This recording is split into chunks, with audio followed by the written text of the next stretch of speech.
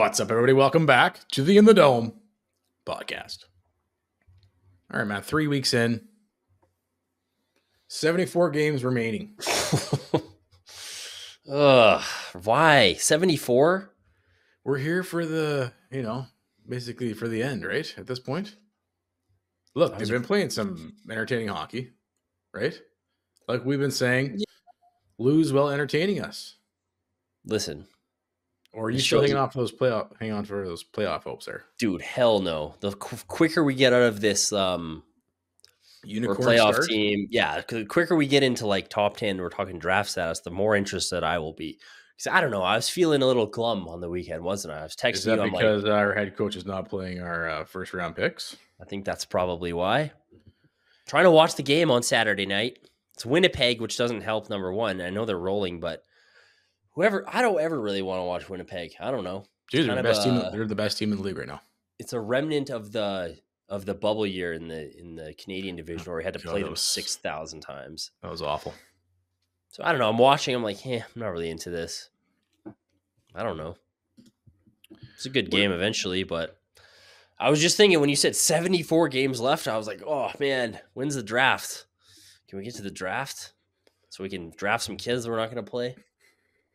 Can't wait to sign some more older vets to take all the first round pick spots in the roster next season. It's gonna be great. Yeah, Lucic, maybe if he wants to make a comeback, get him in here. You texted me this just an hour ago. I can't believe it's even a discussion point whether our highest draft pick outside of Perek and 22-year-old is not playing NHL games.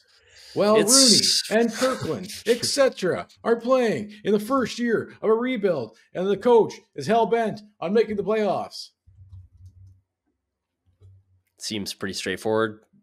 It's what I don't understand is he had a bit of a sus game. What was it? Seattle? He didn't have the greatest game. I thought he was fine in Seattle. That's the game he played with Kadri. He's been fine. He's been fine every game. Because he's supposed to score 2 goals every game to stay in the lineup. Well, that's what I've seen. That's what I've heard. Like, he's inconsistent. Has a 2-goal game and then has 0. I'm like, yeah, that's the NHL. Yeah. Who's scoring 2 goals every game? Jonathan Huberdeau, apparently. No, not anymore. But he had us in the first half, eh? Yeah. 5 games in 6 games. What are we, 8 games in now? 8 games, yeah. So we actually did, in fact, last time we recorded, we were a little bummed we didn't set the franchise record, but they go on and win the next game at home against the Penguins and go ahead and set a franchise record for best start ever. It's unbelievable. You have 2 way much tougher opponents in the Carolina Hurricanes and the Winnipeg Jets. You lose both games, but you make both games interesting. The goalies pulled late. Did they show they can hang with the Jets? They got hosed by the refs in the final friggin' 8 minutes of the game. Final 8 minutes? I thought the whole game was ridiculous. Well, you had was it on Kadri too? No, it was on Zari, right? Yeah. No, you're just thinking Zari of the game. Yeah. Zari loses a fucking tooth. And it's the exact same play that Kadri got dinged on, right? In Seattle, yeah. Yeah, they reviewed it. So then call it a 4-minute and review it. Isn't that what that rule is for? Is it not the exact same play? The Zari one was way worse. Way more aggressive. Way more aggressive, and he lost his fucking tooth as well. Tooth. So I don't get it. Kadri against Seattle. This is the play we're talking about. Is you go to lift the guy's stick up, and his own stick hits himself in the face. And I've seen this not called before. And I don't actually know where the rule book lies, but I would go based on prior to Kadri getting the penalty for 4 minutes. Just based on the past, I would assume that is a non-call. If you lift the other player's stick up and his stick hits his own face, it shouldn't be a call. However, just 2 fucking games ago, it's a double minor on us. Fast forward 2 games later, not a call, apparently. It's kind of a funny thing to do. This is the Actually, thing with the NHL. There's no consistency. This why? is more than anything what frustrates fans more than anything Oh is yeah, there's nobody no fucking knows. No one consistency. knows. Just always call it one way. Even like the offside challenge, like there was the Oilers were playing the Penguins the other night. I think it was the Penguins. Yeah, it was, and there was a goal that was like, Saw I mean, that. it probably was offside. You know, I hate that rule because No, it was. I saw a freeze frame. Some fan tweeted it. Yeah. But it was a good goal, and the Pittsburgh head coach is on the bench. He's like, it's like, yeah, same. No one knows from game to game, from shift to shift. No one knows what is acceptable and what isn't in this league. It's insane. Just keep it consistent. Whether it's going to be consistently bad, we can even live with that. Yeah. At least we know what to expect. You know, And I mean, my hopes up. That Kadri call late in the game in that Winnipeg gives him a little chintzy too. I mean, he did slash him, but I mean, come on. Well, here's my thing. Okay, you don't call the Zarya thing. Yeah. You're already, dude. What happened to the good old days of reffing where it's just like, if you're already a man down, you have to like Kill somebody yeah. It has to be an egregious penalty, especially late in the fucking game when it's a tie game. Yeah. And then right back into I can't remember who was doing the broadcasting, but was it Greg Millen? Can't remember. But even the broadcast was like, yeah, you'd kind of like to see a bit of game management at this point. It's this late in the game. It's a close game. It's a great game. It's anybody's game. Could go to overtime, make it more exciting. The Flames just killed off an unreal 5-1-3. It was an unreal kill. Wolf made fans are going bunch crazy. Of great saves. Wolf looks amazing. Yeah. And then, yeah, is it a penalty? Yeah. But it's like one of those things where it's like, yeah, I mean, he slashed a stick, though. If you actually look at the replay, it's stick onto stick. And I get it, it's up by the hands, but I would like to see a little bit of game management. They just killed off a fucking 5-on-3. You killed off a 5-on-3, and there was a missed call. Come on. No. Come Couldn't on. have been. All of a sudden, we're going by Olympic rules here? Okay. Just fucking let him play, like fucking crying out loud. Anyways, did the boys prove they can hang with Winnipeg? Winnipeg is the hottest team in the league right now. 8-0 now? Yep. We usually text throughout all the games. This one you were a little checked out on. Yeah, I don't know what was going on. Like you said, franchise record start, playing some fun hockey. I was a little, again, I think it's just the Jets factor. They just lull me to sleep. I never want to watch them play. Did any of it have to do with the lineup decisions? Probably get into this today. Like we were talking about with Coronato. I was probably a little bitter. Yeah. My big thing is like, what's with all the fucking line juggling all of a sudden? You just set a franchise fucking record to start the season. Now you're going to roll out a completely different lineup.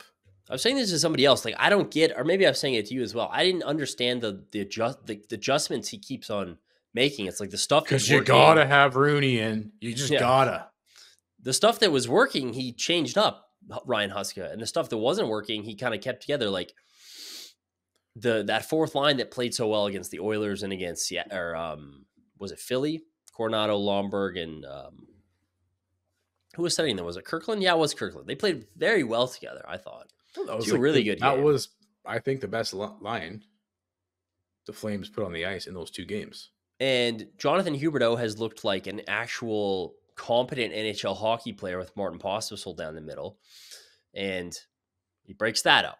I didn't understand that at all. And like, yeah, I see the merits for Pospisil on the wing, and he had chemistry with Kadri last year, so I don't mind that, but I'm just saying, you finally got Huberdeau going like a little bit, and you break that line up. And then, like Kadri and Kuzmenko. Not only that, man, but you're like, look at your winning. You're 5-0-1. You're winning. It's one of those things where it's like, if it's not broke, why are you going to juggle the entire lineup? Seems like some overthinking going on and some overcorrecting. It reminds me of that season, and I guess maybe he's seeing things that were not that caused him to do that. Yeah. But it reminds me that's the start of the season, the 22-23 season, where the Flames were off to a similar start. They were rolling. I think they were playing Lindholm with Huberdeau and Toffoli. And I think they lost to the Oilers after winning. They were something like 5-2-1 or something. It was a good start to the season. Then the Oilers beat them because Markstrom was terrible. You remember McDavid scored from like a ring around on the left wing boards. Terrible goal. And then Darryl just kind of like lost his mind with the lines and like was like changed everything all up. And there really was kind of a turning point from that point forward. The Flames weren't as good. And it was just kind of like, you're kind of like over tinkering. Seems like a bit of overthinking going on maybe in that little bald dome of Huskers. Well, that's how I like. I get it. It's the head coach's job to kind of anticipate, dips in the lineup and whatnot, and stay on top of it, keep it fresh. But dude, 5-0-1, franchise record-setting start to a season. You're rolling. Why would you throw the lines in a blender just to get Rudy back in? Is he like? What is their obsession with Rooney? Well, and I mean, even some of the D adjustments they've made, they scratched Jake Bean the other night for some reason I didn't really understand. Score a goal, and now you're sitting in the night. I guess scoring a goal is it's a bad omen. Coronato, he scored twice. Get out of here. But get the fuck out of here. Mirmanov's been, I don't know what he's doing on a nightly basis. Barry has been slap shot breakout icing. See that one? That was beautiful. That was a great highlight. But yeah, you're rolling. You're kind of like, it feels to me pressing some wrong buttons here at this point. Well, and like you said, man, the last 3 seasons is like, what is it going to take to get fucking Huberdeau going? He's playing his best hockey we've seen as a Flames. Let's change that up. Yeah, what was it? Kirkland? It was, so the Lions, it's been all over the place, but they've been crazy. It was Kirkland with Mantha and is this because you're trying to reward Kirkland? Maybe. I don't know. Why? Reward him by keeping him in the lineup. I don't get this. Reward him by playing him in the spot he's had success in. And he gets a. Did he score? Did he get a goal playing with those guys? I'm not shitting on Kirkland. I remember saying, like, he's performing his role well. I just don't understand why you don't let him continue to do that. It's the penthouse shithouse thing, man. Yeah, it's odd. Did Darryl? Maybe they did make because what they fight back in both those games and hey, they're right there. Fight to the end. So maybe those are two of the top for sure 10 teams in the league, probably top 5 currently playing. Yeah. So maybe the adjustments gave the guys a bit of juice, but ultimately you kind of lose both those games and feels like you kind of overcorrected some things that looked like they're working.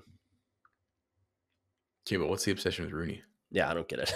I mean, it was before game 1, before his injury, where we were talking about the same thing. Why does he have to be in the lineup? Why isn't he the odd man out? Serviceable. He comes in when there's an injury. It doesn't make sense. And the Flames this has always been a frustration. And then it's at the behest of fucking, now Coronato's got I don't know. Yeah, and the Flames have always been guilty of this, right? You can see both sides of the argument. I mean, I guess I don't. It seems like a lot of people on I see my side of the argument only. Well, I happen to agree with you here. There seems to be a lot of people that think it was the right decision to send him down to the AHL. I don't get it. But why? Exactly, but why? And then people say, well, development. Well, the responses here, there's no room for him. Sure. Okay. Yes, there is. 3 or 4 spots he could take. Number 2, he needs to work on some things. Yeah, he can work on them in the NHL. And like, what's the other one? I just don't understand where he's not good enough. I don't get it. He comes in his first game against the Oilers. He's on for 2 goals. His line. He looks great. The line he's on is great. I think the best line the Flames put out that game against the Oilers. Easily. Follows that up with 2 goals against the Blackhawks. And then this is my thing. The guy is just cracking the lineup. Don't fucking put him on the top line right away. It's stupid. You're setting him up for failure. And then what are we left with? We're left with this penthouse to outhouse shit. Yeah. Well, and it's exactly like you said. Then you don't score 2 goals on the top line, and you're like, well, See, I told you he's not ready. You set him back down, needs more development. I don't get it. No, reward, like if a guy is just breaking in, like Coronato, even like Kirkland, reward them with more of the same. You don't reward them with more responsibility after fucking like the smallest sample size ever, 2 games. Yeah. It's ridiculous. Not digging it. Yeah. It's been And again, yes, sure. People are arguing they're fine with it, but let's not lose sight of the fucking vision here. Yeah. Well, it's like I said, it's like I rebuild. It's year one. That's what I said. There's really to me no excuse. No matter how you want to frame this, whether you think Coronato has some things to work on, whether you think, he's not NHL ready. I think he's proven that he is over the course of the last year and a bit. There's really no excuse for he's turning 22 in 2 weeks, I think. There's, for me, almost no excuse for a 22-year-old who's been in your organization for, I believe, 4 years now. You drafted him in 2020. Who is playing good. Who is playing well. There's no reason for him not to be on the team. Other than they're like, we're going to make the playoffs. It's got to have all the veterans, And that's where I kind of like get annoyed with the like hard work.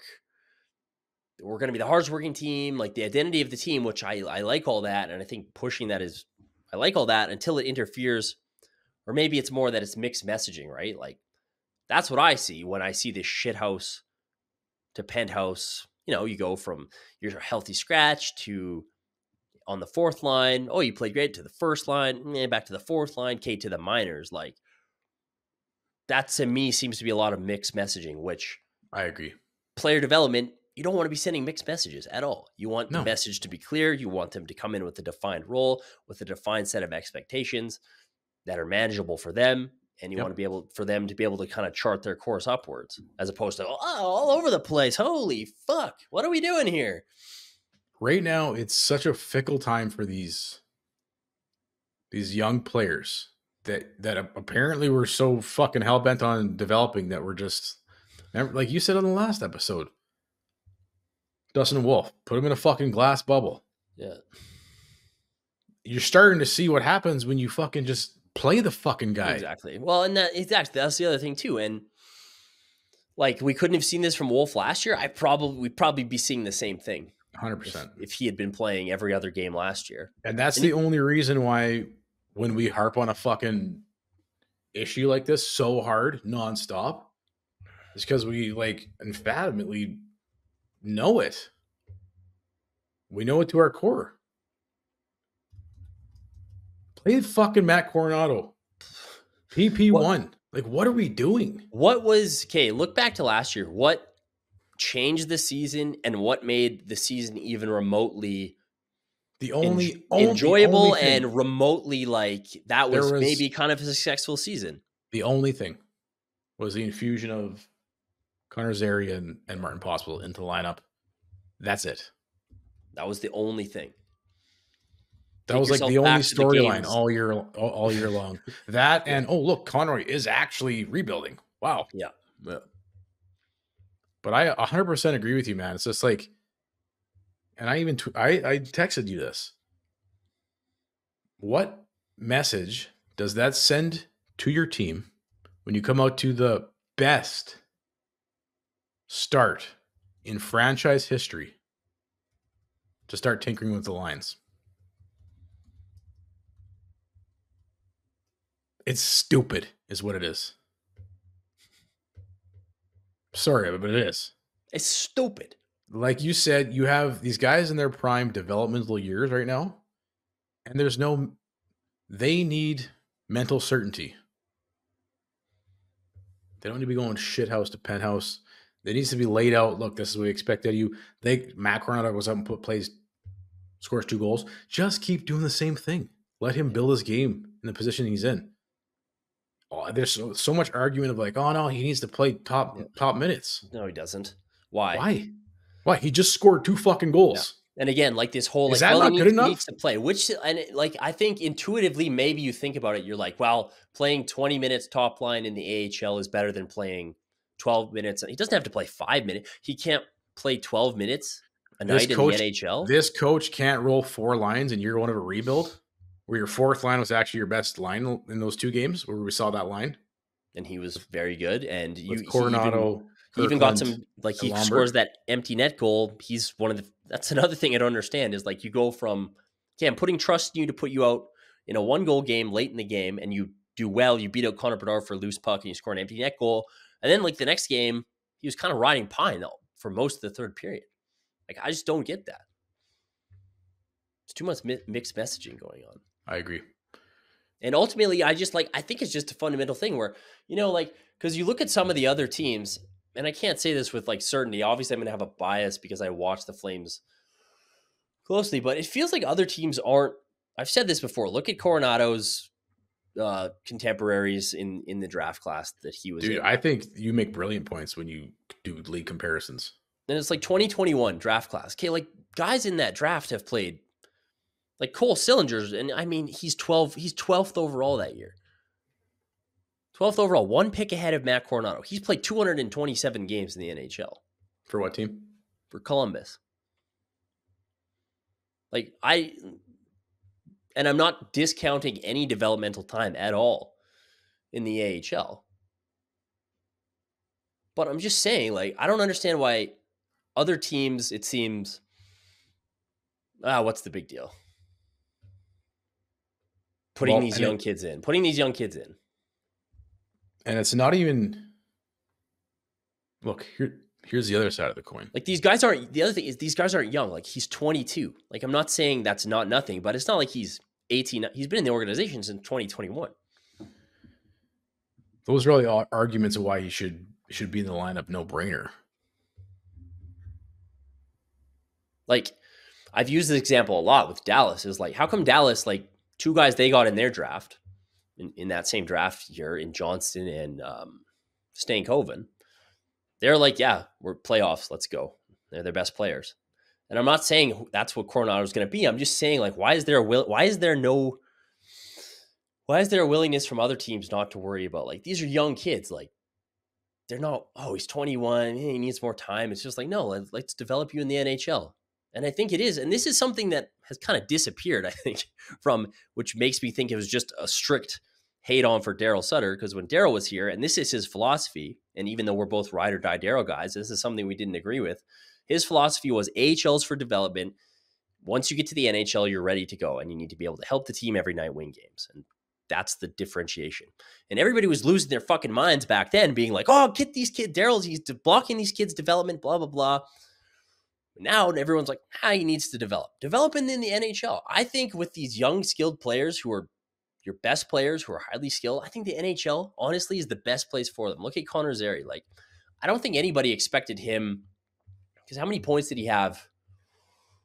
It's a little bit long ago that I don't remember a lot, but, like, his last full year in the AHL, it was kind of like, yeah, like, he was okay, but it's not like he was, like, leading the league in scoring by any means. And so when he came up last year, I don't know if many people really, like, expected him to pop off like he did, but he did. Like, why can't we see that sooner with some of these guys? Because I think the NHL is the best place for a lot of these guys. I really do. Especially, we're fucking rebuilding, man. That's what I don't get. There's no excuse for a 22-year-old kid not to be playing on your rebuilding team. Well, and it just goes back to this, like, yes, Connery is laid out the vision. 3 years from now is when we want to be competing.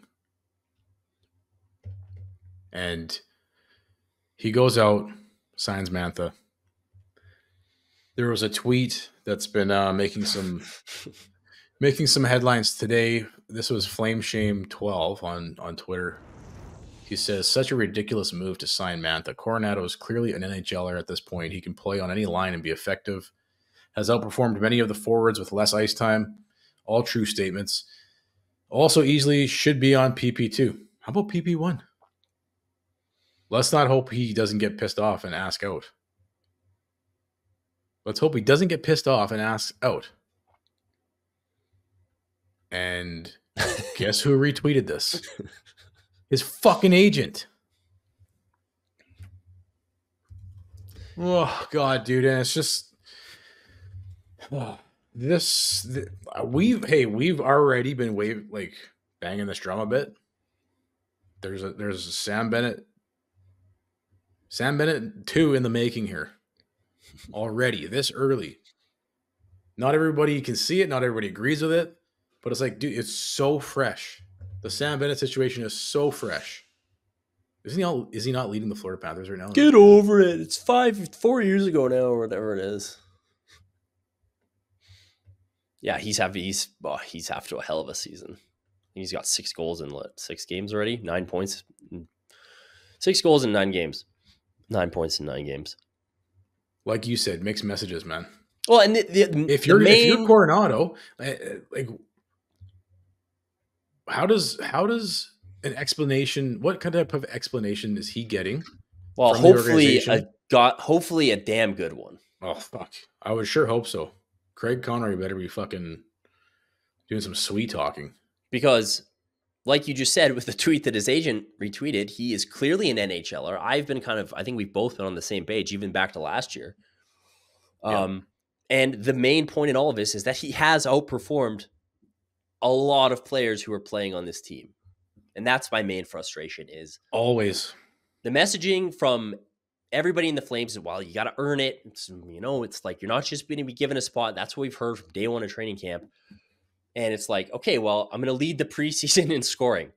Like, there was that crazy stat that combined, he has led all NHL skaters in preseason scoring the last 2 years. Yep. So, like, does that. Healthy scratch in the opening night. What? That doesn't... The message to what they're doing doesn't line up to me. Okay, well, like, bide your time, be ready to go when you're called on. Comes in, has, like, I think two or three really good games. He had the really good game against the Oilers, scores twice against the Blackhawks. Nice. Then, like, 2 games later, he's being sent to the minors and, like, not playing in the third period. A performance like that against the Blackhawks, I don't get it. You're a first round pick in a developmental year in year 1 of a rebuild, should net you at least 5 to 10 more games. At least 5. And yet here we are 2 games later, he's sent back down. And that's not even to mention, like, his underlying numbers. That's what I'm saying. He's been one of the best forwards on the team, even in his limited role, even with some limited ice time. He's leading all forwards in expected goals for percentage at 5-on-5. I think he's first in high danger chance percentage as well among all players on the team. So it's not like this is totally unfounded in, like, he's been really good.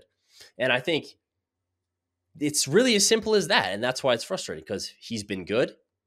He's been great. I don't know if you'd say great. He's been really good in the time he's played. He's been better than a lot of other players. So if it really is a meritocracy, like they're claiming, and that's really all there is to it, then why isn't he playing in the lineup is my question. So what he needs to do is find a time machine and make himself 6 years older. Like seriously, if he's 28 playing the way he is now, he's on the fucking roster, apparently.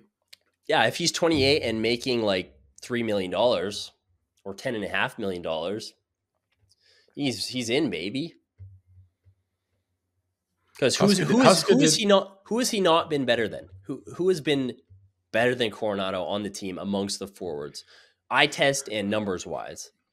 Maybe Connor Zary. Maybe. Probably that line of Zary, Coleman, and Backlund. I mean, Kadri's had his moments, but I mean, up until last night, him and Kuzmenko had some pretty bad moments. And I'm not an idiot. Like, I'm not saying like, oh, you're going to take Nazem Kadri or Huberdeau or whoever out. But I'm just saying, like, wouldn't it be nice if we could take Huberdeau out though? Sure would be, if it was based on merit. He wouldn't be playing much the last 2 years. But I'm just saying, like, you've created this glut of guys in front of him, and then act like, and then he's performed, I think, to the level that what else could you ask from this guy, right?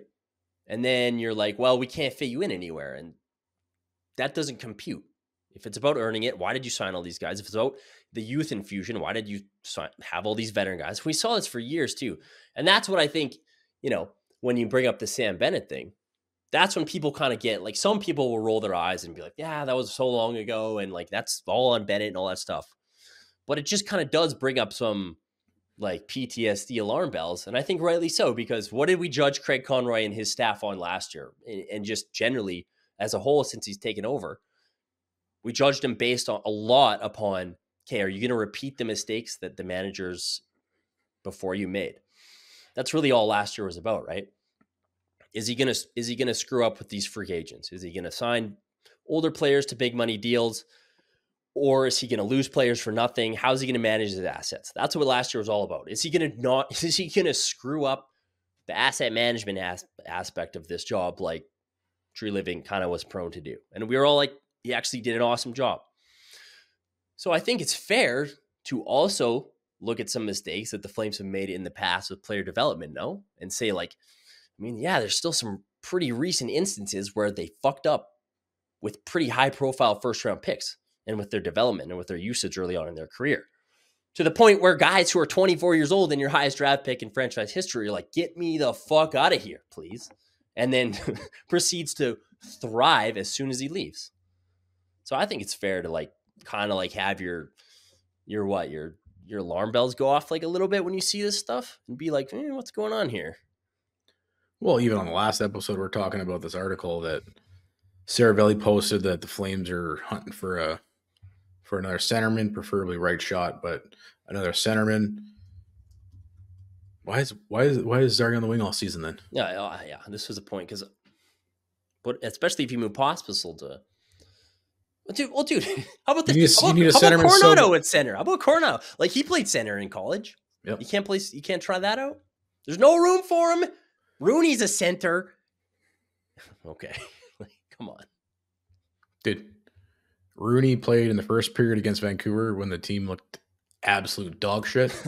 Gets injured and the team goes 5-0-1. He's back in the lineup and you've lost 2 straight. There's no problem with having the Roon dog around. I'm just saying, like, there's no shortage. Yes, there is. At the expense of exactly. Of there's no shortage. A guy like Matt Coronato down. Exactly. This isn't freaking San Jose where there's no, like last year or even this year, where there's like no insulating players. There's a lot of them. There's a lot of older players on this team. That's going to be like, this is year one of a rebuild. And we've seen this multiple times. I remember in the bubble season when they had Shillington just like sitting there, not playing. Valimaki too. And it's like Nesterov's playing. Why? Wolf and Vladar were just splitting it right down the middle. Why? Like Wolf he was playing for his 8th straight win. Yeah. And they're still splitting it right down the middle. I know Vladar's been good. So he's been good, but again, like Wolf's been better, hasn't he? He has. So give him a run. And it comes back to this thing of what concerns us the most out of this is, like you said, has this management learned from their mistakes? Yeah. Because even last season, hey, Craig's nailed it out of the park, but there has been some concerning moments in time. Oh, we won 3 in a row. Let's try and sign Lindholm again. Oh, we won another 3 in a row. Let's offer Hanifin a massive contract. So there's a reason. Craig had some help, I think, in knocking it out of the park, which is that these players said no. Yeah. Well, like we've said many times, build Lindholm a freaking statue. Thank you, Elias. Thank you for saying no. And so we're forever. It's like our spidey senses are tingling. Well, and your spidey senses have to tingle because how did we get into the situation we're in now? And so when you sit here and you see management currently managing this roster like we're not in year one of a rebuild, it's concerning. When you see Matt Coronato's fucking agent retweeting a tweet that basically says he should be on the team, it's bullshit that he's not. It's concerning. What are we doing? Kuzmenko's done fuck all 5-on-5. Like I'm starting to get mad. Well, that's what I was saying. I started off the game the other night. I was on a sour note, even though they've off the great start and they're playing some fun hockey. I'm still like, fuck, man, I want to see some kids in this lineup. So, I mean, the reason why we spend so much time on this is because it's part of a bigger discussion. It comes back to this 3-year vision we're being told and fed and we're believing in and we're agreeing with for once. And now we're taking actions that don't support that. Time will tell. We could be wrong, maybe going down to the AHL is the greatest thing for him. He puts up 40 goals, comes into the league next year, and I don't know. it's like, but it just doesn't feel that way. It It feels doesn't like feel that way because more, he's it feels more like a Sam Bennett situation that does that. Well, or I would say like a Yusuf Alamaki too. I'm just saying, like, player development, I don't think has been the Flames like calling card of like the strongest suit of this organization over the past 10, 15 Which years. Sucks because it used to be fucking drafting was the biggest weak spot. And now we're good at drafting. But it's like we can't keep our own fucking clientele because we're just mismanaging. Yeah. And I mean, even with Pelche too, like I know obviously the managers, hopefully everything is clear from manager to player, and we're just kind of like freaking out for no reason, like you're saying. Well, not no reason, but hopefully hopefully the agent thing is kind of like, oh fuck. That's next level concerning, man. But it's like play the kids, man, because that's all. The only reason I had any interest in watching this team, and the only thing that got me back on board last year was the infusion of Zeri and Pospisil. And the thing is, those guys aren't even. This is just a point I want to make. Those guys aren't even that young, right? It's not like we're putting 18, 19-year-olds into the lineup here, right? That's what my frustration is with like. Yep. Coronato's he's fucking 22 in a week, man. He's turning. Here's 22. what his other draft colleagues are doing already this season. I mean, Jacob Pelche's 23 years old, 24 in March. If your vision is for 3 to 5 years from now, Jacob Pelche is going to be fucking, 28 by then? Fuck. What's the point? Get him in there. Let's go here. Let's see what we got. Are these players NHL players? Where are they going to fit into your team? Get them in there. Like you're going to be, we're ready. Like Coronato's ready in 2, 3, 4 years when he's 23, 24, 25, 20. Like, come on, let's go. Get moving on this. I don't need to see Rooney. This is not the point of this season. We need to develop these players in the NHL. The Western Hockey Scale tweeted this. I think you touched on these numbers, but maybe we can get over. Well, I'll read this and then we can move on from Coronato. But the Flames have sent down a young forward with expected goals percentage of 5.849. First. Well, he's first on the team, yeah. First on the team for forwards. Which, again, like if you're going to make the argument that, well, he's got stuff to work on and he's been one of the best forwards on the team 5-on-5. Tell us what he's got to work on. At least explain it to us. Speed, is it his strength? You can work on all that in the NHL. And this is another thing. Sorry, go ahead. I did hear Huska talk about somebody, I think maybe it was Francis after the Coronato goal where he puts on the after jets and burns Bedard to score in the empty net. Francis asking about his speed. Huska's like, yeah, it's really good till he fatigues. Yeah, no shit. I don't want to keep harping on like the Sam Bennett thing, but I think this is why not, man. Like this is an important. We got so burned by Sam Bennett. Yeah, it's we not got even so Sam burned Bennett by Matthew Tkachuk. We got so burned with the mismanagement. Tkachuk too fits into this. It's this thing, and we had a guy named Jack Han on the show a few years ago, just talking about player development, and it's this thing where you get fixated on weaknesses of players as opposed to like trying to really hone in on their strengths and develop those strengths. And when you look at Coronado, that's what I was saying last year. It's like he's getting scoring chances, right? He's getting shots, it's just not going in the net. Like put him on the power play. He's here to score goals. And I'm not saying development ignores all weaknesses, but when you get hyper fixated on stuff, and that's something that happened with I think Bennett for sure. It was like everyone was obsessed with things that ultimately, who gives a fuck, right? Like the guys out there, every time it mattered in the playoffs, when this shit got real, who was your best player? Who showed up? Who's scoring big goals? Who's making big plays? Who's playing the way he needs to play when things matter? It's Sam Bennett. And that's a really high... fucking destroying fucking Darnell Nurse in the Oilers and fucking fighting Jacob Trouba. And to me, when I look at a player like that, that's a high value skill. And I'm like, that's a guy I want because that's a guy who shows up in big games. Dude, this was the same management harping on this truculence fucking concept for 8 years. Like that's a guy who shows up in big games. But what did Sam saying he's not consistent? He takes bad penalties. Who fucking cares? He Did played you see him? an average of 4 minutes on the fourth line. And also, did you see him? Did you see him in the Stanley Cup final back-to-back years? Being a huge part of a Stanley Cup winning team. It takes too many penalties. Takes too many offensive zone. Who cares? I don't care. And when you get hyper fixated on these like weird things, Kachuk too is the same thing. He's too emotional, blah, blah, blah. Who cares? Yeah, I agree. Who cares? This is Coronato. His skating is not is like his skating. He's not strong enough. He'll figure it out. Dude, it's what it is. It's over fucking management. Yeah. Like the thing that Florida did to unlock Sam Bennett. Just let him be Sam Bennett. Was said, look, you're coming in, you're playing on the second line center, and you're playing PP, and you're playing penalty kill. And did they fucking change that a week in? Did they change that 2 weeks in? Did they change that 3 weeks in, 4 weeks in, 5 weeks? Like, fuck. Dude, remember? Just put Coronato in a fucking role and keep him there for 20 games. Like, exactly. Like it's not rocket science. You're fucking with it. You're overdoing it. And this was my problem. Like, big red flag. You started to a franchise record and now you're tinkering with the fucking lineup already. Oh, like, and stop it. It's like you're overthinking it. Yeah. And I would say the same thing again. Like, you just look, all I'm doing is comparing recent situations to understand where we're at. You look at, I think the same thing kind of happened with Valimaki too. It was like, give him 20 games in a spot where he's comfortable in and see where he's at. And it was like, nah, he's done. Like, he's cooked.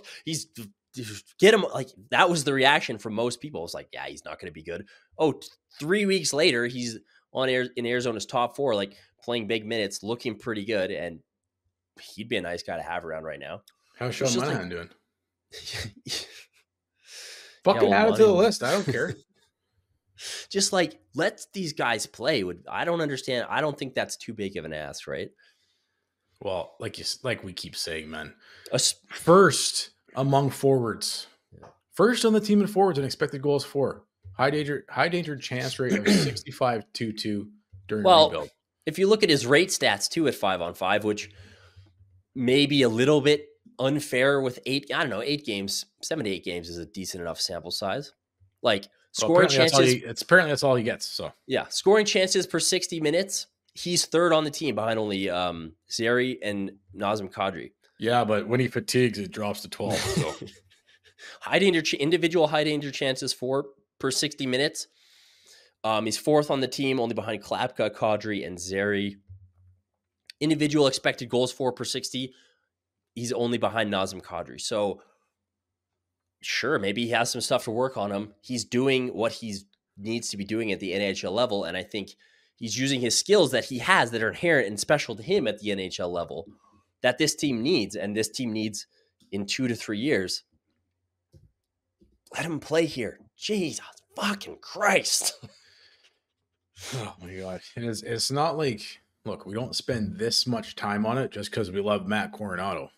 It just speaks to a much larger. I do love Matt Coronato, but I'm I'm not in the fan club. I'm just, if you notice a pattern and it's something that has.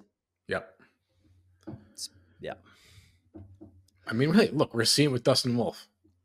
Thank God they traded Markstrom. Well, not because I got sick of seeing Jacob Markstrom play, which I did. It's because now they got no choice to play Dustin Wolf. Imagine if they had a choice. What would they be doing right now? Yeah, if Markstrom was here, Wolf would probably be playing he'd start the season in the A. 100% he would. Well, this is the thing last year too. And listen, I'm not trying to shit all over the Flames and be like, this is a mistake necessarily. I'm just saying where they're at in their cycle as a rebuild team, and that we want to see the kids, and that we need to be developing these kids. And I think probably a faster rate than they're developing if you want them to line up with this timeline that you're on. Because like I said, 3 years, all these guys are like 20 fucking eights. And it's like, oh, here. And it's at the rate they're developing because you need to have Rooney. You need to have Matt. You need to have Matt. That's the thing, right? It's the reason why. Why is it taking so long?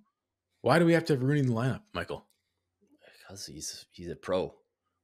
Why is Kirkland all of a sudden?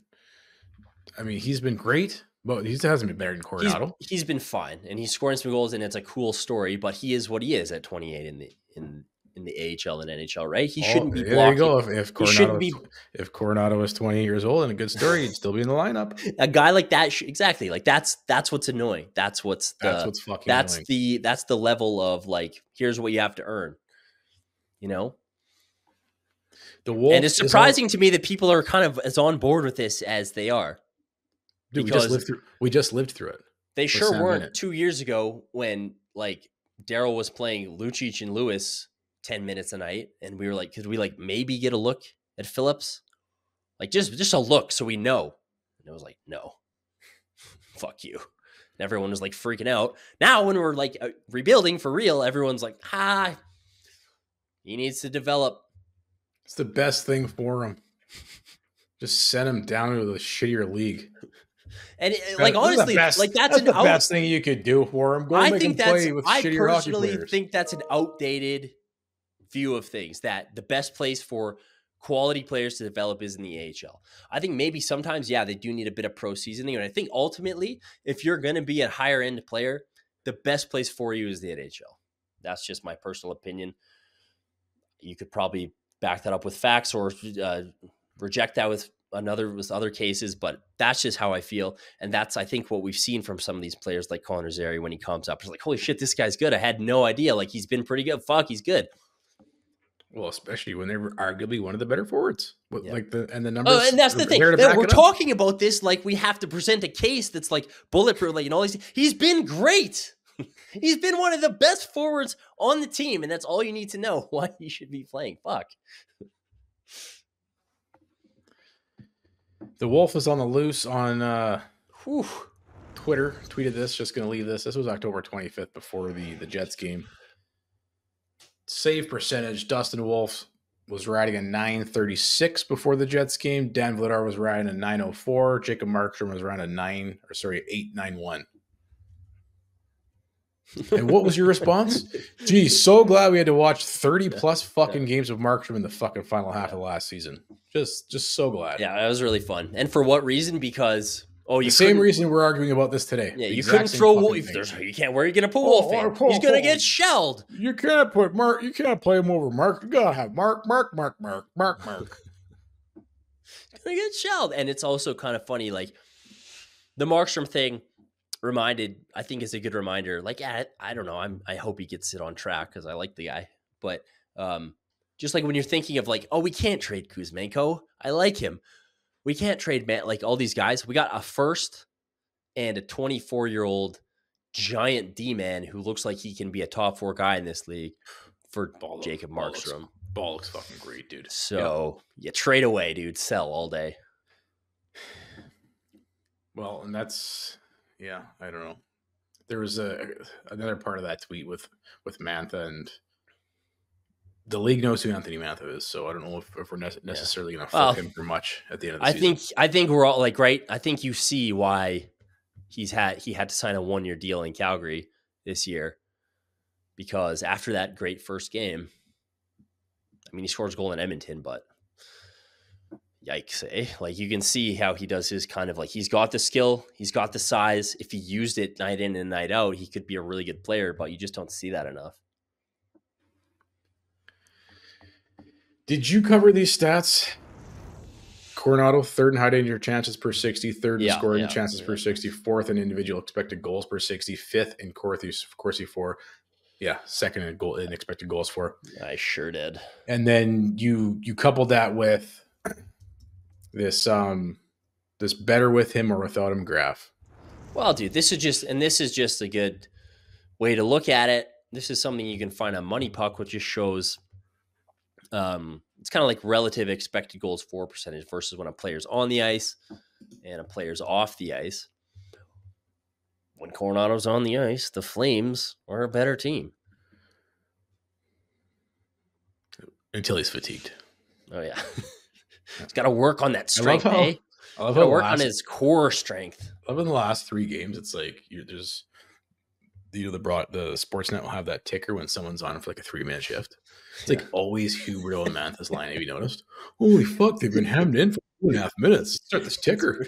Dude, Huberto, it's funny because this happened 2 years, 3 years in a row.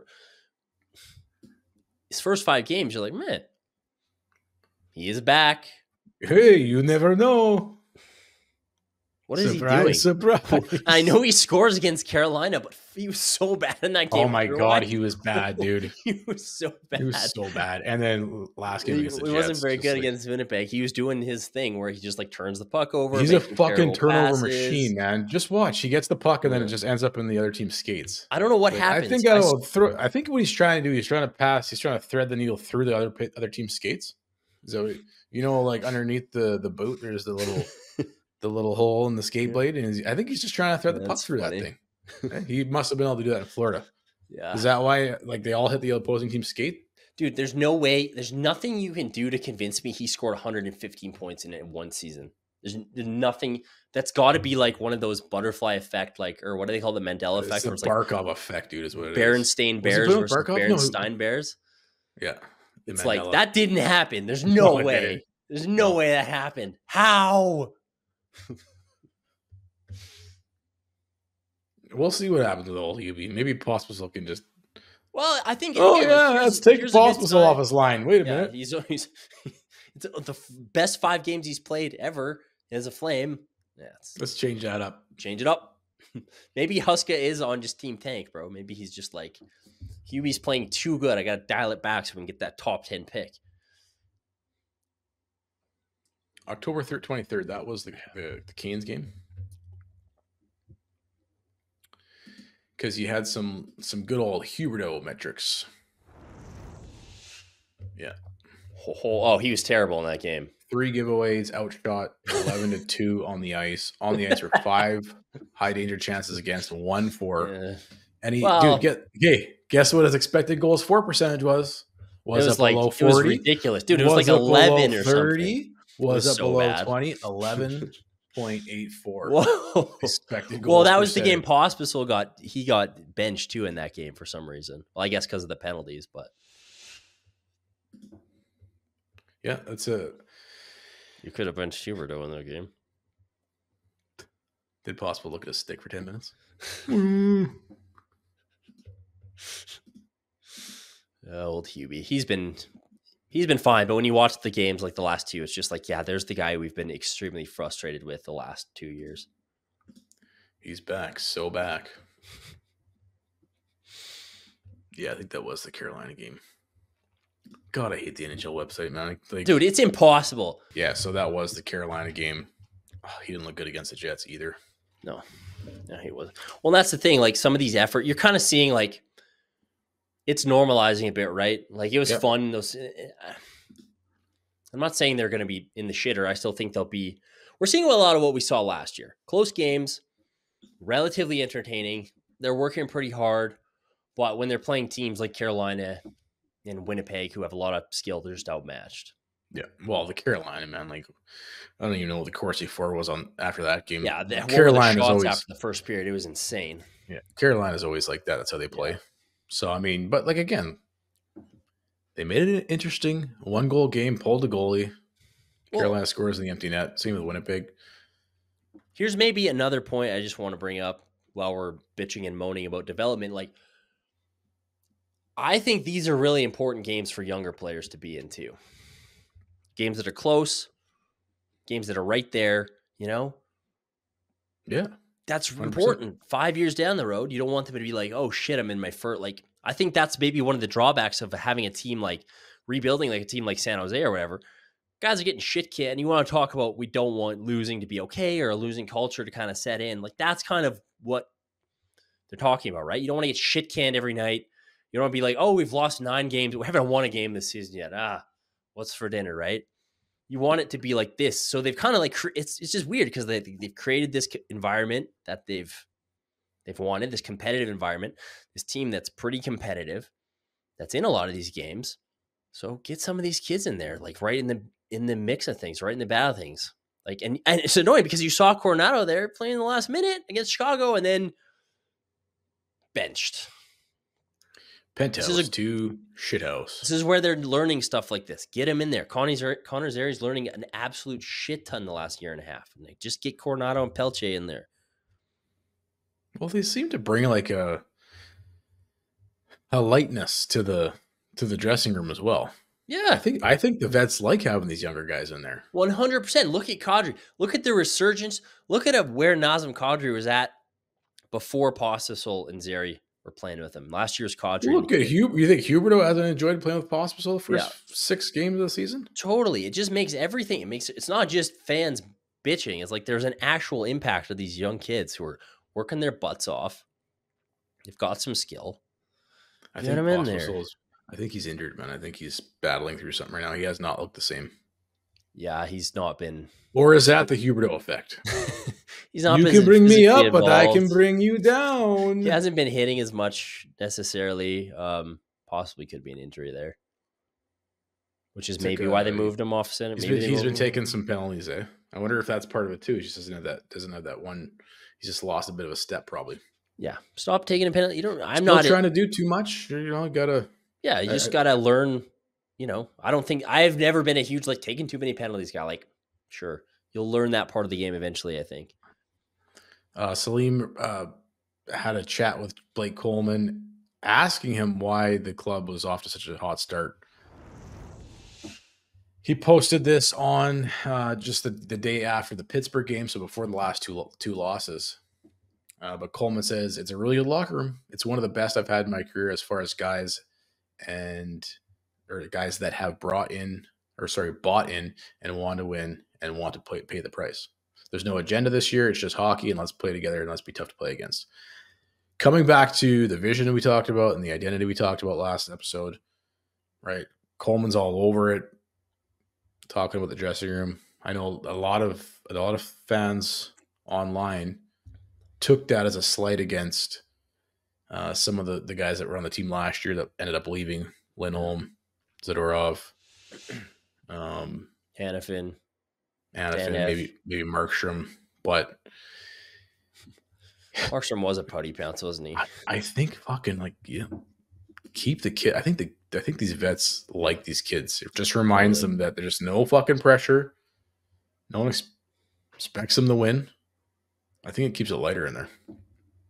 Yeah, I totally agree. There's no moping and crying. The kids are just happy to be there, man. Get more of them in there.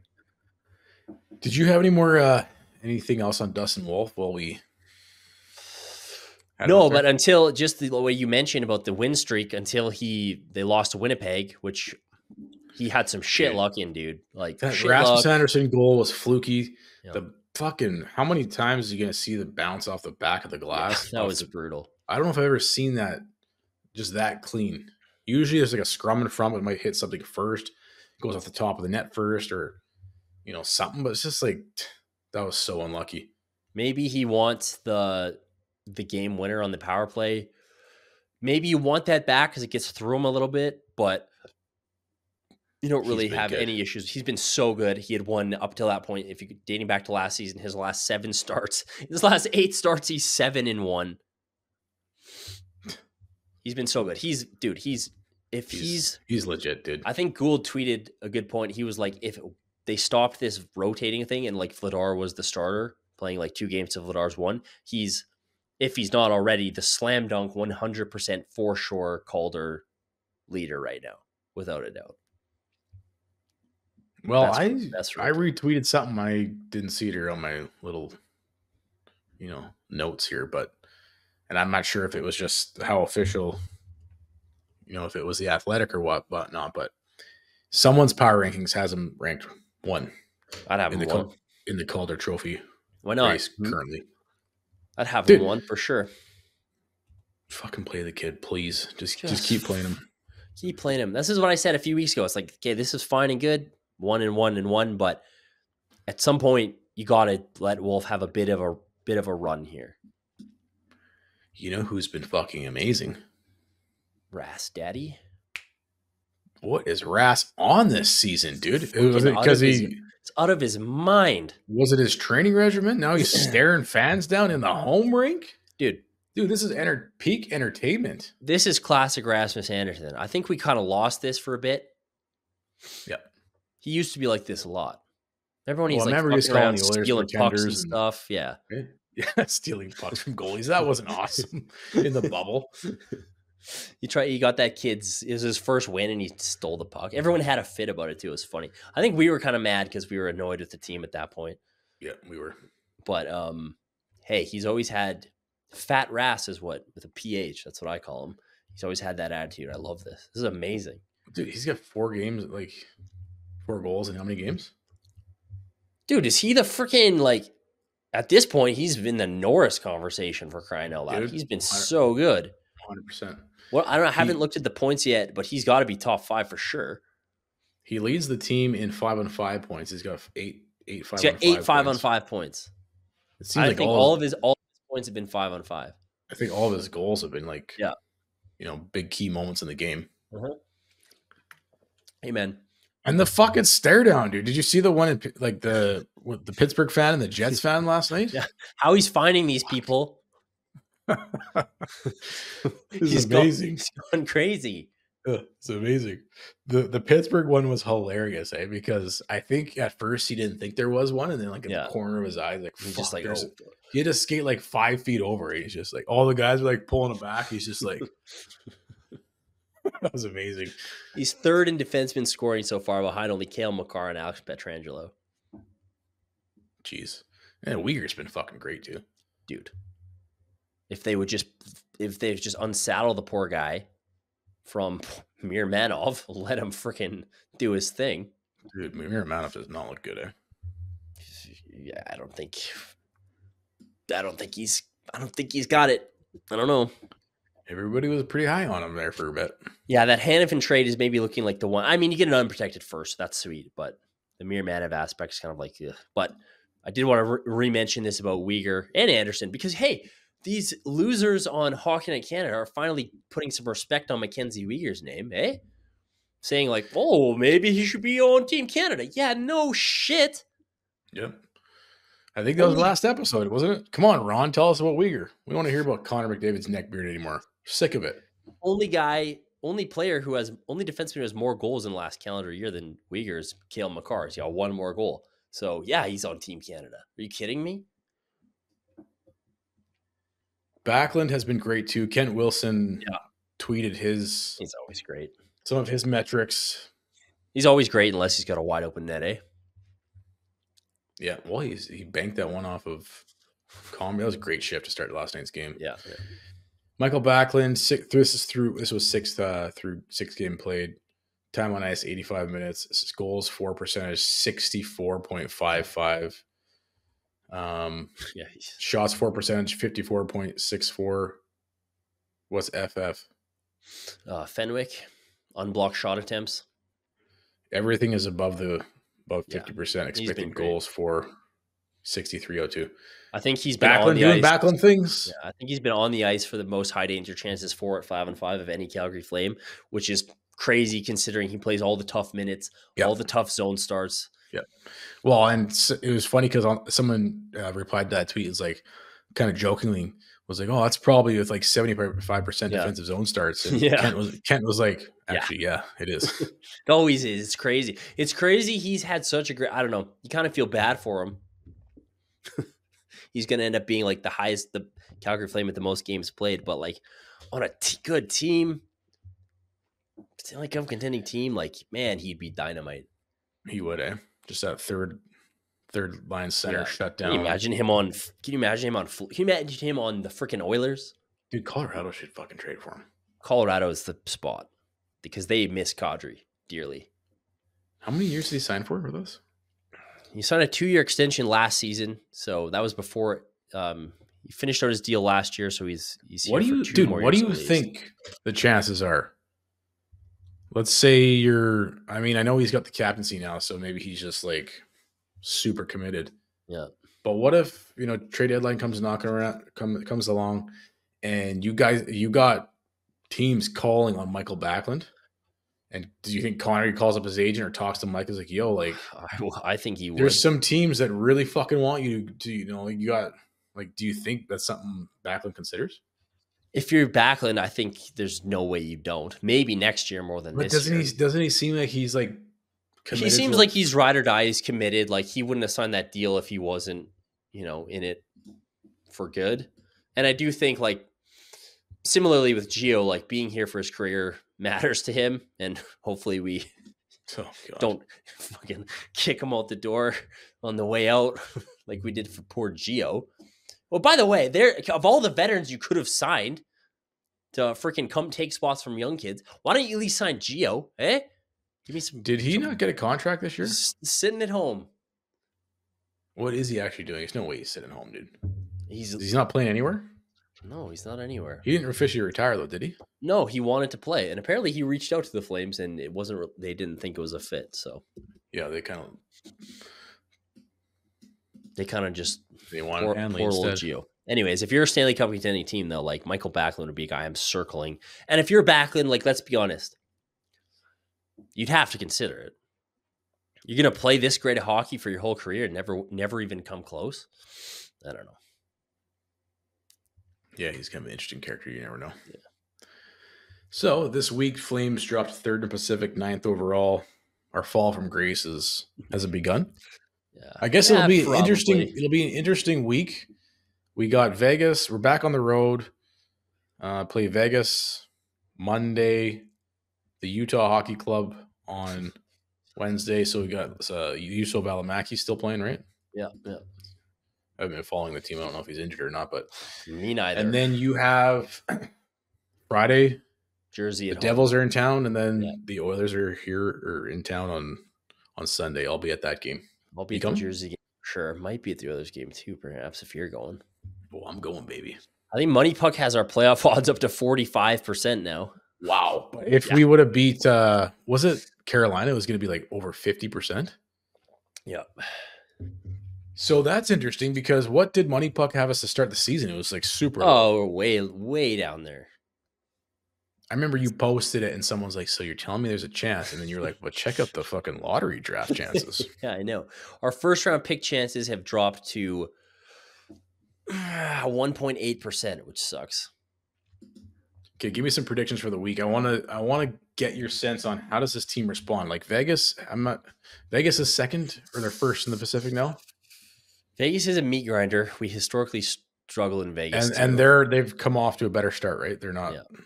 Okay, so expect Vegas to be Vegas, especially in Vegas. That could maybe be one of the games that's not. We're not winning that one. Others. Yeah.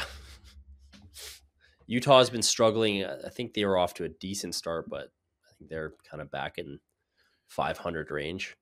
So by the time we record next week, should be Monday. Well, I'll be coming back Monday, so we might have to wait till post Battle of Alberta. I don't care what you do, lose all these games, but beat the Oilers. No, but seriously, like if we're piggybacking from a big discussion on the last episode, which was all about identity and really drilling that home and how do you keep building off this hot start. There's obviously a setback. You lose to Carolina, you lose to Winnipeg. They're two of the better teams in the NHL, so you're kind of hanging right in there with both those games. With the goaltender pulled late, even though Carolina you were behind all game. Yeah, Winnipeg, you weren't going to win that one. You maybe Winnipeg, you were behind all game, but you were in it all game too. Like they kept the game close, but that was, I guess, the end of a road trip for Winnipeg too, so they're probably a little gassed. But even still, keep it interesting. So you got Vegas, Utah, New Jersey. They're off to a hot start, right? Or they have goaltending issues. Well, I think they've been playing well, but they have goaltending issues. I still think they're like second in the Metro, though. Okay, and then the Oilers, they're probably going to shit can us. What they've played a bunch, way more, probably. They've played a lot more games. Well, they had that fucking. Are the Oilers still losing? What's going on there? I want to see. Check the old score. Check the ticket. They won in overtime. They won in overtime? Oh, I just made $25.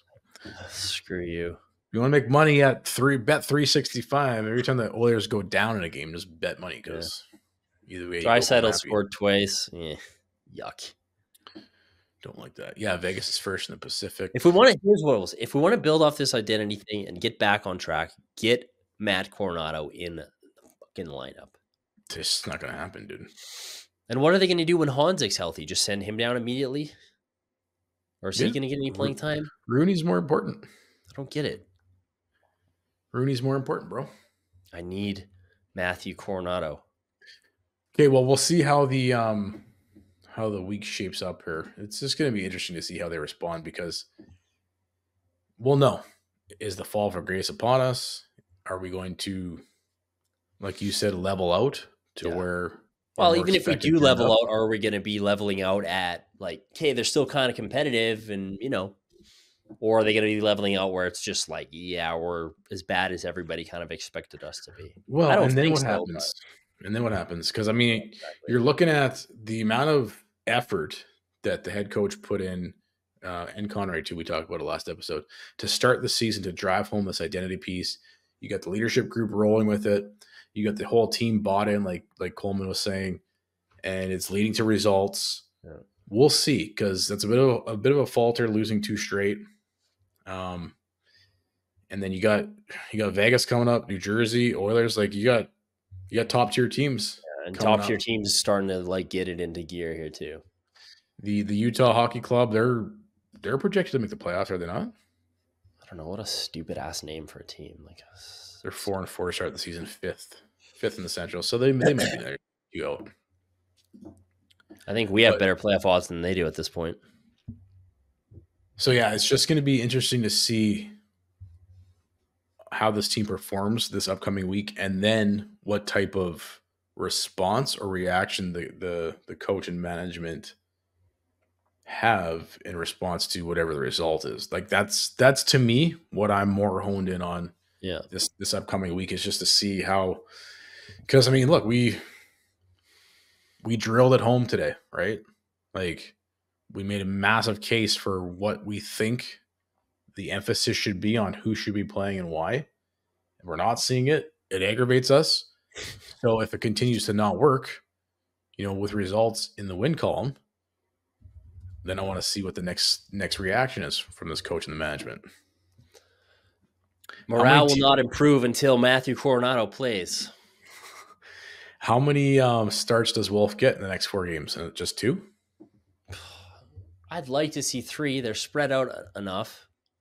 But he started last game, so it's probably they're just hell bent on splitting it right down the middle. I don't mind it too much because Vladar's been playing well, so I'm not going to rip it too much. Like if Vladar was not playing well and they were doing this, it'd be really. It would be like the Coronado thing, yeah, where it's like, hey, you're playing well, we're going to put you in. But I'd imagine Vladar goes against Vegas. I'd say Vladar, Vegas. Wolf, Utah. Maybe Wolf gets back-to-back because they like playing Vladar against Edmonton. But, dude, I'm sick of this, like, no, you can't play. Like, they just did Markstrom too much. It's like, the Oilers broke him. Don't put him in. No, put Wolf in there. We're going to have to play these fuckers for, like, 10 more years. And Wolf's going to be right there. Put him in. Let's go. Wolf looks so good. Yeah. McDavid versus Wolf. Let's go. See what you got, Connor. Let's go. That's what I want to see. I want to see Wolfie getting in there, getting in the mix. I want to see more from Mantha this week, and I want to see more from Kuzmenko. I'm a little pissed off with Kuzmenko right now, to be honest. Yeah, I know. He's kind of very underwhelming. He kind of disappeared on us there, but if it weren't for the fucking great memes, I might forget you're even on the team still. All right, Wranglers Roundup. Let's go. What do you got for us? Well, dude, talking about goaltending, freaking Devin Cooley's on a roll, man. I finally got around to watching that episode with him in the chase with this fucking rabbit. With his bunny? Dude, this guy, this guy's a fucking character. Yeah, he's quite the guy, eh? Who has a pet bunny? Like, here's my bunny. Doesn't he have like an out for him and stuff? Dresses him up. Flames gear, yeah. He has a bunny dressed up in Flames gear. It's great. It's so funny. But today, the Wranglers win 2-1, made 25-26 saves, and he is 5-1-0 to start the season with the Wranglers. 949 save percentage. Holy shit, man. Yeah, guys looking pretty good. So do you Wolf are playing great too. So this is the thing. If it ain't broke, don't fix it. Don't fix it. It's just encouraging. It's cool. It's like he's been really good. but he's there to be the AHL goalie. But I think across the board, the goaltending has been one of the greatest stories this year. Even that new guy, Ignacio, has been pretty good. And obviously, Wolf and Vladar have been absolutely stellar. Did you see Basha had an unreal game? Yeah, did he have like 3 assists or something? Yeah, Lindsay he's on a 4-game. Nice. He's on a 4-game point streak. Scoring update, Pelche and Roy Cairns are still in the top 5 in scoring. Pelche's up to 10 assists. He had a great assist on the Cairns goal. Not today, but the game, I think it was yesterday, or it might have been the night before. They had a comeback win. Pelche set up Cairns for a sweet feed. It's Cairns! It's Cairns! Sweet feed. So he's up to 10 assists on the season. Cairns is up to 8 goals on the season. Cairns is second in AHL scoring, 10 points. Pelche 4 with 10 points, but obviously no goals. So pretty good week for the Wranglers. They won on Friday. They won today. Where are they in the standings? I'll take a quick look. I think they are having a pretty good Pacific Division. Oh my God, dude. Why do they make the AHL website is so much better than the NHL website? It's so bad. And Cairns and Pelche both had assists today in a 2-1 win over the Colorado Eagles. The Wranglers are first in the division, man. They're rocking a 7-1-0 record. Wow. They're rolling. Impressive. And I think they've won 7 in a row, too, because they lost the first game of the season. So, freaking rolling. All right, man. The only other thing I got here is that Broberg and Holloway both scored. Both scored on Thursday night again. It's beautiful. Ryan Pinder, our good friend, posted that on Twitter, and I thought I would just bring that up. But they won today, though. They pulled it out. They were down to the Red Wings when we first started recording, but now we won't. I did want to say Luke Misa, Flames pick in this year's draft, had 4 points in 1 period today in the OHL. And Jacob Taglia already has 10 goals. He scored today in, I think Kingston won 6-2. Man, he's having a good season so far. Yeah, he's looking good. And like you said, Basha had a goal and assist last night. Not 3 assists. I thought it was 3 assists. Goal and assist last night. He's got a 4-game point streak. Him and Gavin McKenna are, okay, you have to tank next year because we need McKenna, okay? Do whatever you want this year. We need McKenna next year. Please. Pivotal week for the Flames coming up. Not only on the the standings side of things, but I think in the overall arching direction of how is this management team going to respond to whatever happens next week. That's going to be the top storyline, and hopefully some of these guys that have been stinking can turn their game around. Hey guys, thanks for watching. Be sure to check out more of our content right here on the Flames Nation YouTube page. We had a bunch of great long-form interviews. You can check out some videos we've done as well outside of the studio. And of course, if you want more writing or merchandise stuff, flamesnation.ca or nationgear.ca. Appreciate you watching.